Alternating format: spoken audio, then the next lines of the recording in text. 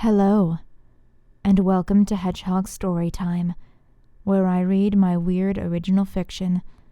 The following is Chapter 1 of Das Vadanya, linked to the playlist in the description below. Yes, you have to read them all. No, that is not a request. It begins? It begins now.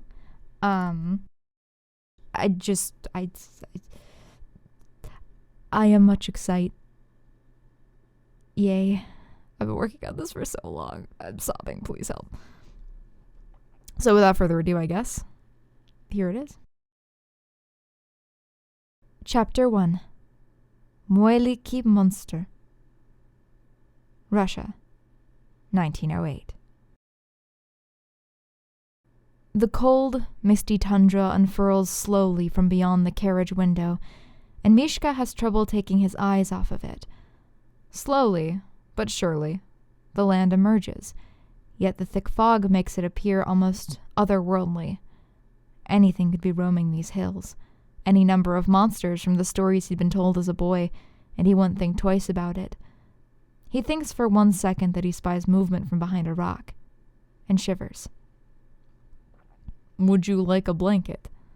The man across from him, Ivan, looks genuinely concerned. The expression looks strange atop the giant figure on the opposite seat of the carriage. He's a man who almost seems to be apologizing for his size. He hunches over slightly, trying to appear smaller. Mishka shakes his head. "No, thank you," he smiles, not a little bitterly. "I'll have to get used to the cold sometime. We are much further north than St. Petersburg, it is true, though even for here this is unseasonably cold." Ivan consents, gazing out the window himself. Ivan comments, gazing out the window himself.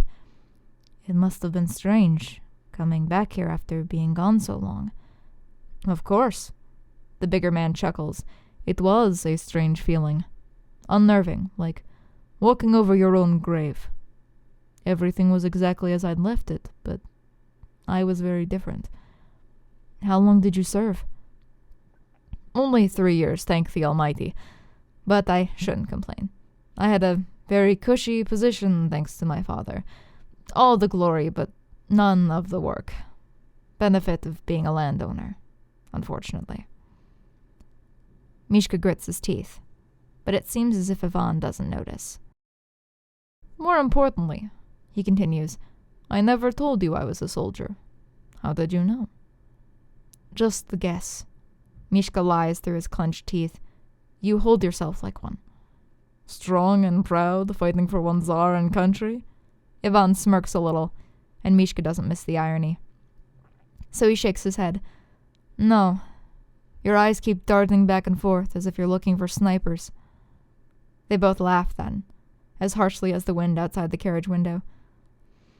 "Yes," Ivan muses, his gaze growing distant. "I've seen things. The rebellion, for instance. Did you know they're calling it Bloody Sunday now? Terrible day, that. Terrible year." "Don't you mean the revolution?" Mishka can only look at Ivan from the corner of his eyes, so that his expression doesn't give too much away. But Ivan merely laughs again.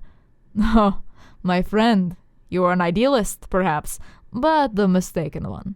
It is only a revolution if it succeeds."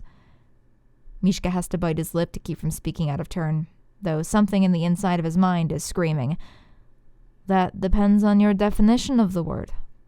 "So there is an academic in there after all," Ivan smiles, "and here I had thought that you seemed a little dim. Tell me." He leans forward. "Do you intend to disagree with me?" There is something in his eyes, behind the wry smile and placid gaze, just for a split second, something that is begging Mishka to do it, to see what happens. Something off-putting. It makes Mishka's skin crawl. But then, with a blink, it's gone, leaving only Ivan's mild smile behind. Mishka should leave well enough alone. Too bad he has no other option. "I would," Mishka stumbles slightly, "but something tells me that's not a good idea." "You're a smart man. You will make a good tutor for Katya." Taking a calming breath, Mishka turns to stare off at the misty hills. "Any idea when we'll reach the manor?" he asks, trying to change the subject. "From here? It should only be a matter of minutes." Yvonne looks as well, pushing aside the faded curtains with a surprisingly slender hand. "Ah, I think you can see it now." And indeed, if he squints, Mishka can begin to make out the outline of a large building through the thick fog, perched at the top of a cliff face. As they grow closer, the horses seem to gallop faster, sensing that home is near.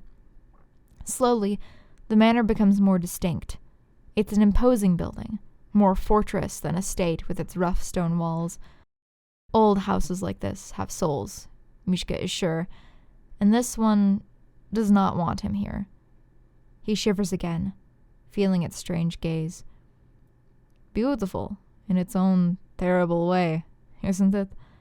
Yvonne smiles with a twinge of nostalgia. Mishka thinks it's more horrifying than anything, but he nods anyway.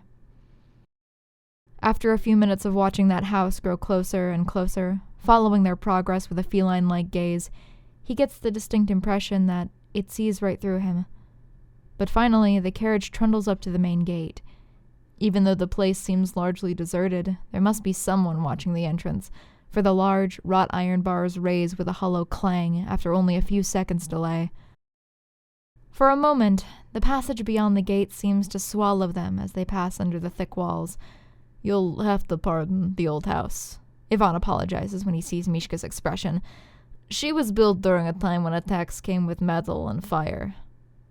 "I'd say that's still true to this day," Mishka adds, but Yvonne shakes his head. "No, my friend." He smiles sadly, though Mishka perceives a little condescension in his gaze as well.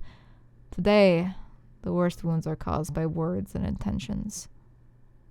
Mishka doesn't have time to ponder those words, however, for then they emerge into a small, bare courtyard, and he notices for the first time that it has started to rain. It isn't until he steps out into the downpour, however, that he realizes how sad the courtyard is.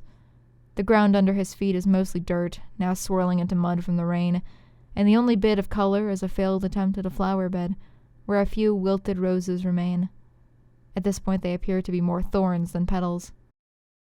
A stable boy comes up behind him, and Mishka nearly jumps out of his skin.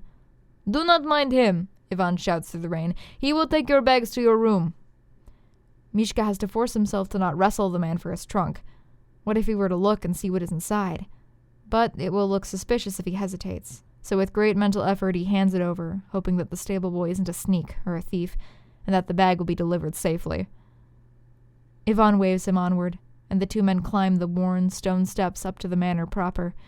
When he notices Mishka staring at the snarling wolf head that serves as the door's knocker, Yvonne chuckles. "A little dramatic, I suppose, but it is the family symbol.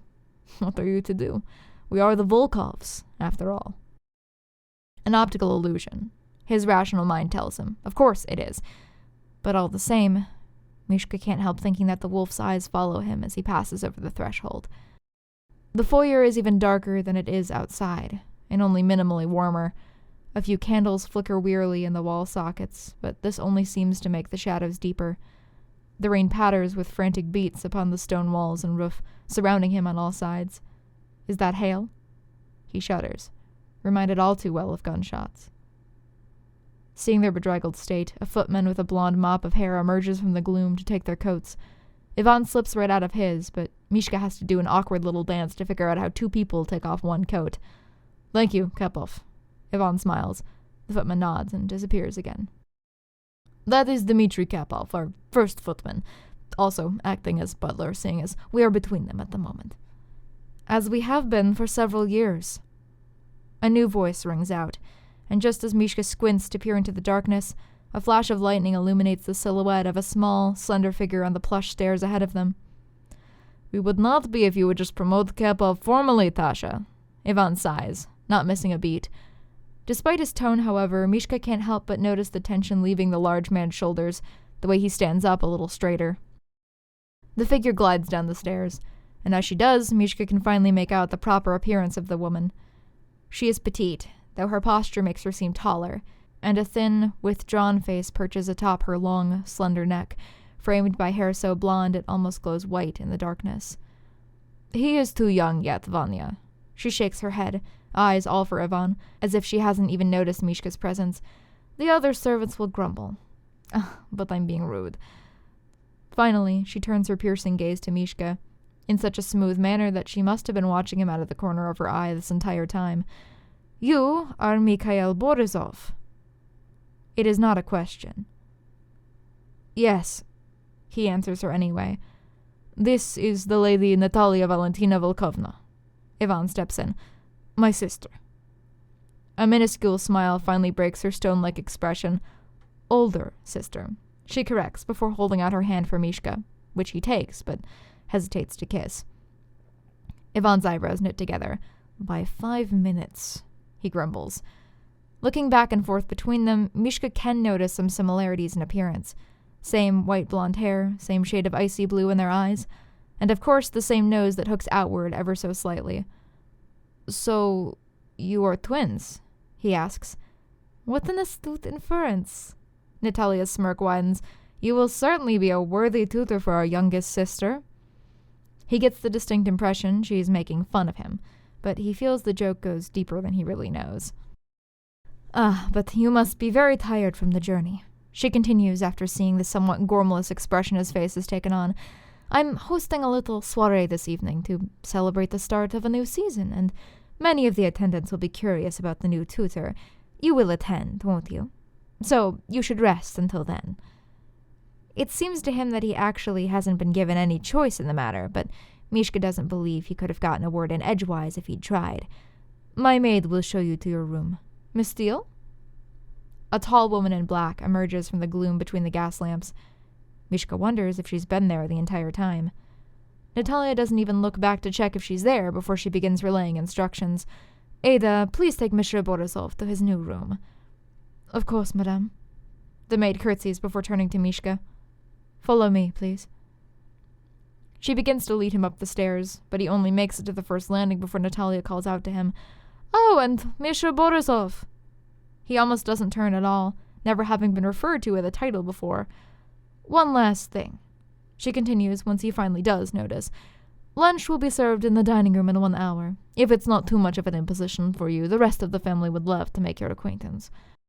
What happened to him resting up? Internally, he sighs, but he looks back down to Natalia and Ivan and nods. I'll be there. The maid, Miss Steele, turns and waits for him at the top of the stairs, and he hurries after her, his footsteps surprisingly muffled by the thick carpet.